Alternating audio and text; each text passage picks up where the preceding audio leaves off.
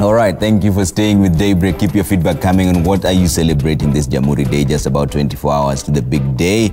And hashtag is Daybreak at Trevor Mbija at Zinzi_K. Use 22422 as the SMS line. We're just winding up this discussion and we were talking about unity of purpose, and now wanted to speak about the leadership that we elect, Reverend. Should anyone even imagine voting for an individual who's been mentioned, even if it's not been proven on graft allegations? My answer to that is a big no. You know, the character of a leader is extremely important. And any leader who is questionable when it comes to being in compliance with the Chapter 6 of the Constitution should not be elected to a public office. For me, that is it. Now, that taints almost all the politicians. No, that's what I'm coming.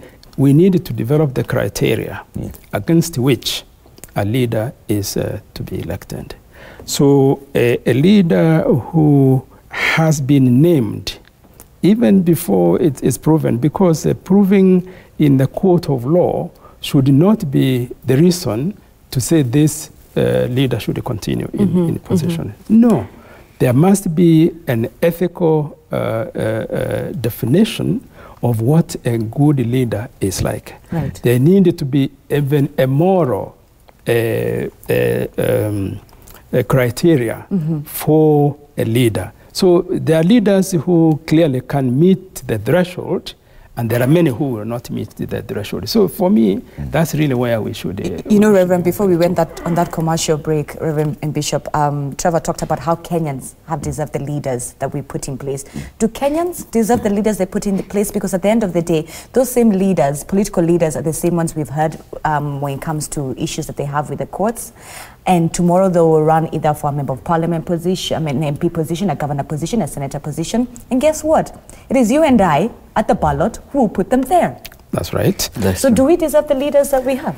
Yeah, I think that mantra that you get the leaders you deserve should be interrogated much more deeply.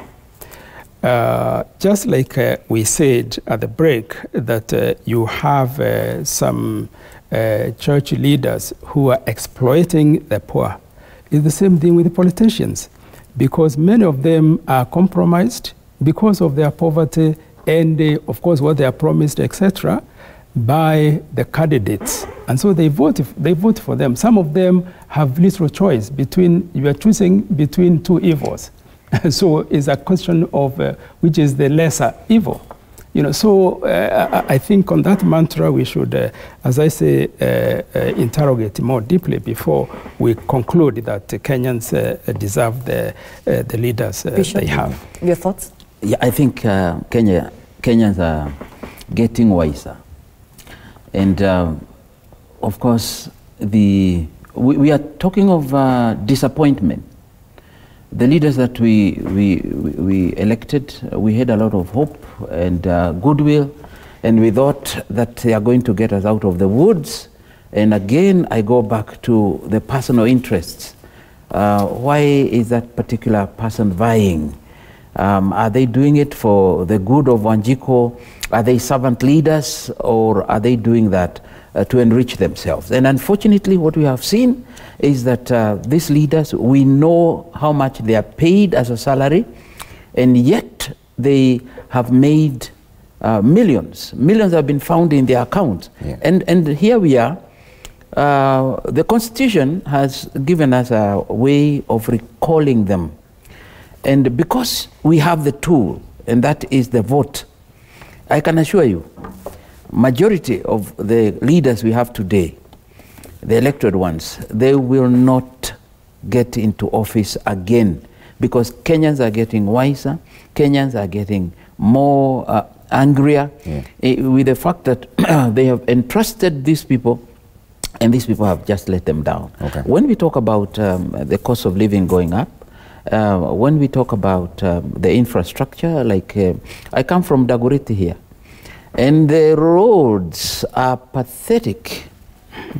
And you just wonder, really, what is not happening? And it is Nairobi, Dagoretti is in Nairobi County. And so what we want is service delivery. What we want, good people, is we'd want people who would walk in transparency, in honesty, and we'd want equitable distribution of the resources. Yes. And so if those people currently in leadership have not delivered, we show them the door. Okay. And we'll encourage the young people. Why don't they get into the political world and vie for seats and deliver, because we know based on ideology. All right. It's 24 hours to Jamhuri Day. What is your final parting shot to Kenyans as they celebrate? Because I'm passionate about peace. Yes. Before you do anything, think. Think about the children. Think about the legacy. Think about what you are leaving behind. I'm also working with, I'm the National General Secretary of Inerera Kenya. This is a body that talks about or is involved in HIV/AIDS. And we are having a problem, Trevor, on issues of new infections of AIDS. As we go for festivities, as you eat and make merry, don't lose your mind. Think and think twice, because we are told that the increase of AIDS spikes in such a festivities like Christmas. As you eat and drink, please don't lose it. Don't give yourself up in excitement, because it's very easy for you to be infected. And it's a long journey, because from there on you have to be on medication. And and I'm encouraging Kenyans to go for testing. Now we have self-test kits. And right now you say the rate of infection is on the high. And especially between the 15-year-old and 24-year-old. And that is actually the cream of this nation. 70% of our nation, they are young people. And that is where we are having new infections. And please allow me to mention this, that we have a problem with men, because men are not testing. And when they test and they are found to be positive, they go for medication and then they disappear. Where are they going? And they are not adhering to medication, so that their CD4 count can, you can live a normal life if you are adhering to medication. Definitely an issue. Hopefully one day we'll have a discussion. Kindly. Reverend. Yes. Your parting shot, 24 hours to Jamhuri Day. 24 hours to Jamhuri, I would want to ask Kenyans to reflect very deeply about the peace and tranquility that the country has enjoyed in the last 1 year because of the hardship.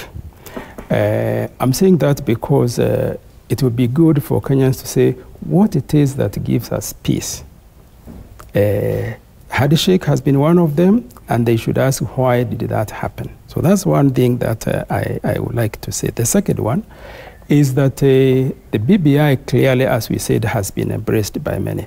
But if it comes to really who has read it, there are very, very few who have actually read it. Therefore, it would be good to have a popular version of the BBI, so that those who cannot read long documents can actually at least get a gist of it, even be the summary be translated into Swahili. My parting shot really for Kenyans is that Kenyans are blessed people. We are a blessed country. We have what it takes to make Kenya greater than it is today.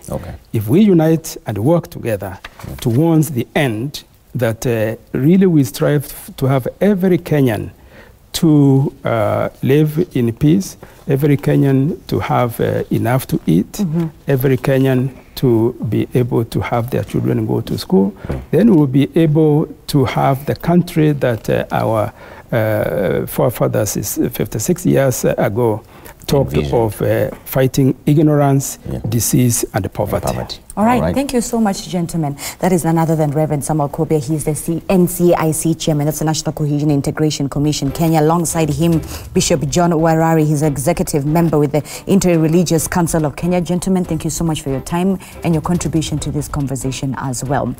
We want to take a quick commercial break. When we come back, the next part of this discussion, before Willis Raburu can come in with Workout Wednesday, we want to have a discussion around beauty with purpose. This is actually coming at a time after Miss Universe 2019 was crowned as Miss South Africa. Yeah. Her name was her name is Zonzi Tunzi. Beauty with a purpose. It's a big deal. 4 of them Miss Teen USA, yes. Miss USA are all women of color. Miss Teen USA, Miss US, Miss Universe, yes. And I'm not remembering the 4th one, but what she says is that henceforth she wants that young child to look at her face and see a reflection of that child, knowing that beauty can be of any different color. I'm paraphrasing, yes. But essentially being black can also be beautiful. Black, and she wore her natural hair in an international platform. But also, did you see Miss Nigeria, how happy she was as well? Beauty with a purpose. The Zuri Africa Queens will be on air in just a bit. Yes. With Zinzi. I'll just be somewhere. See you in a bit.